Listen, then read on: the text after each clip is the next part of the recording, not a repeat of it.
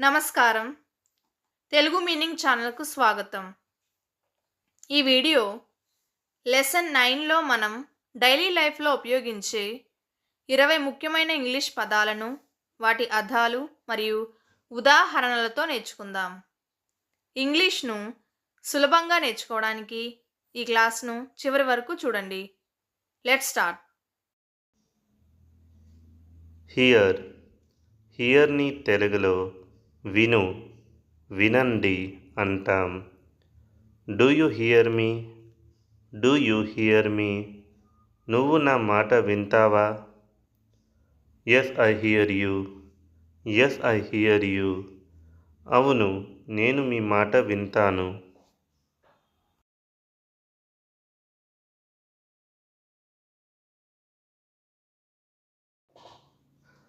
Tired టయర్డ్ని తెలుగులో అలసిపోయాడు, అలసిపోయిన అంటాం.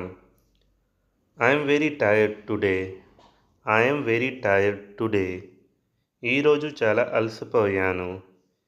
He was tired but still working. He was tired but still working. అతను అలసిపోయాడు కానీ పని చేస్తూనే ఉన్నాడు.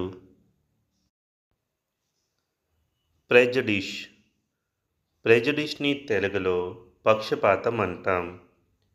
We need to stop prejudice in our school. We need to stop prejudice in our school. మన పాఠశాలలో పక్షపాతాన్ని ఆపాలి. We should always fight against prejudice. We should always fight against prejudice. మనం ఎప్పుడు పక్షపాతానికి వ్యతిరేకంగా పోరాడాలి. ఇన్స్టన్స్ ఇన్స్టన్స్ని తెలుగులో ఉదాహరణ అంటాం. He is good at sports. For instance running. He is good at sports. For instance running. అతను క్రీడలలో మంచివాడు. ఉదాహరణకు పరుగు. For instance I like ice cream. For instance I like ice cream. ఉదాహరణకు నాకు ఐస్ క్రీమ్ అంటే ఇష్టం. ఎగ్జిస్ట్ ఎగ్జిస్ట్ని తెలుగులో ఉండు, ఉంది, ఉనికిలో ఉన్నాయి, జీవించు అంటాం. Many countries exist mountains. Many countries exist mountains. చాలా దేశంలో పర్వతాలు ఉన్నాయి. A solution to the problem does exist. A solution to the problem does exist. సమస్యకు పరిష్కారం ఉంది. ప్రేవలెన్స్ ప్రేవలెన్స్ని తెలుగులో వ్యాప్తి, ప్రాబల్యం అంటాం. The prevalence of cars in the city is high. The prevalence of cars in the city is high. నగరంలో కారుల ప్రాబల్యం ఎక్కువ. The prevalence of dogs as pets is very common. The prevalence of dogs as pets is very common. పెంపుడు జంతువులుగా కుక్కల ప్రాబల్యం చాలా సాధారణం. ఓని తెలుగులో బాకీ, రుణం అంటాం. They owe us money. They owe us money. వాళ్ళు మాకు డబ్బు బాకీ ఉన్నారు. వాళ్ళు మాకు డబ్బు బాకీ ఉన్నారు. షీ ఓస్ మీ అ బుక్. షీ ఓస్ మీ అ బుక్. ఆమె నాకు ఒక పుస్తకం రుణపడి ఉంది. మెన్షన్ మెన్షన్ని తెలుగులో ప్రస్తావన, సూచన, చెప్పడం అంటాం. Can you mention my name when you talk to him. Can you mention my name when you talk to him. మీరు అతనితో మాట్లాడినప్పుడు నా పేరు చెప్పగలరా? She did not mention where she was going. She did not mention where she was going. ఆమె ఎక్కడికి వెళ్తుందో చెప్పలేదు. ఆప్టిమిజం. ఆప్టిమిజంని తెలుగులో ఆశావాదం అంటాం. She has a lot of optimism. She has a lot of optimism. ఆమెకు చాలా ఆశావాదం ఉంది. His optimism is very strong. His optimism is very strong. అతని ఆశావాదం చాలా బలంగా ఉంది.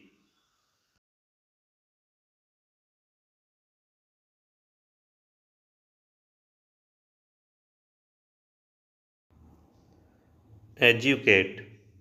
ఎడ్యుకేట్ని తెలుగులో చదువు అంటాం. You are educated. You are educated. మీరు చదువుకున్నవారు. I'm well educated. I'm well educated. నేను బాగా చదువుకున్నాను. నేను బాగా చదువుకున్నాను.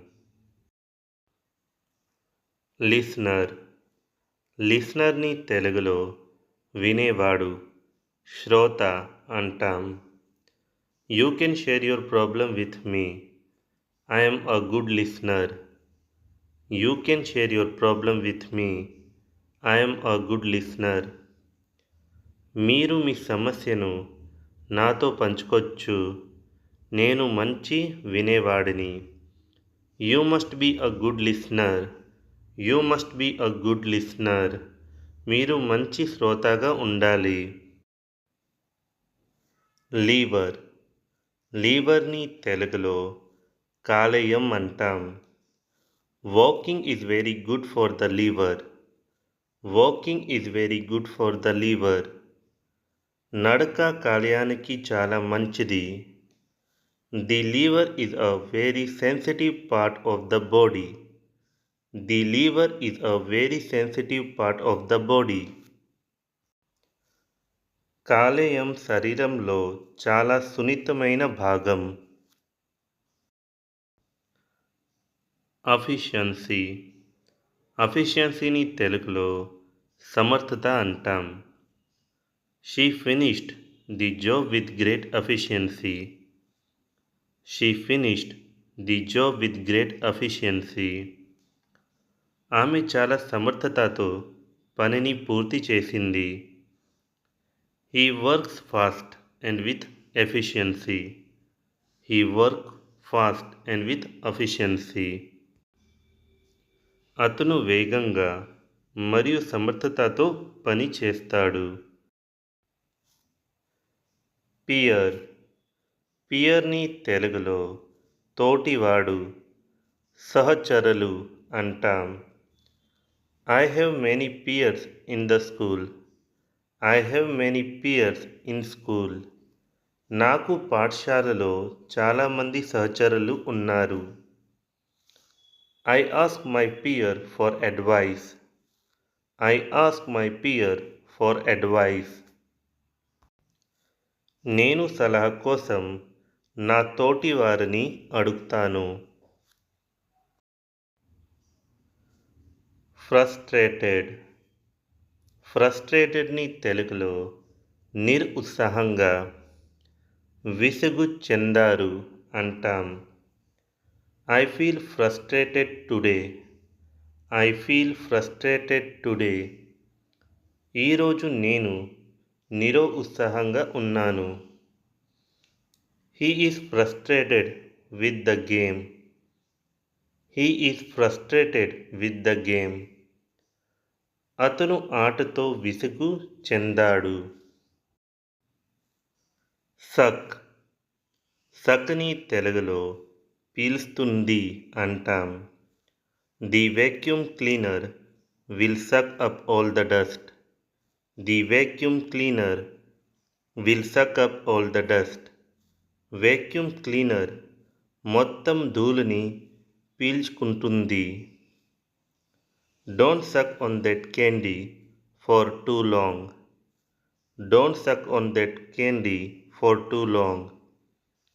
ఎక్కువసేపు ఆ మిఠాయిని పీల్చకండి. ఎగ్జాజిరేట్. ఎగ్జాజిరేట్ని తెలుగులో అతిశయోక్తి అంటాం. Don't exaggerate what happened. Don't exaggerate what happened. ఏమి జరిగిందో అతిశయోక్తి చెయ్యొద్దు. He exaggerates his success. He exaggerates his success. అతను తన విజయాన్ని అతిశయోక్తి చేస్తాడు. నెరేటివ్. నెరేటివ్ని తెలుగులో కథనం అంటాం. The movie has N interesting narrative. The movie has N interesting narrative. సినిమాలో ఆసక్తికరమైన కథనం ఉంది. His narrative was clear and simple to understand. His narrative was clear and simple to understand. అతని కథనం స్పష్టంగా మరియు అర్థం చేసుకోవడానికి సులభం. రిలెవెన్స్. రిలెవెన్స్ని తెలుగులో సంబంధం, ఔచిత్యం అంటాం. This question has no relevance to the topic. This question has no relevance to the topic. ఈ ప్రశ్నకు అంశానికి ఎలాంటి సంబంధం లేదు. The relevance of the book to the school is important. The relevance of the book to the school is important. పాఠశాలకు పుస్తకం ఒక ఔచిత్యం ముఖ్యం. ఎంకరేజ్మెంట్. ఎంకరేజ్మెంట్ని తెలుగులో ప్రోత్సాహం, ధైర్యం అంటాం.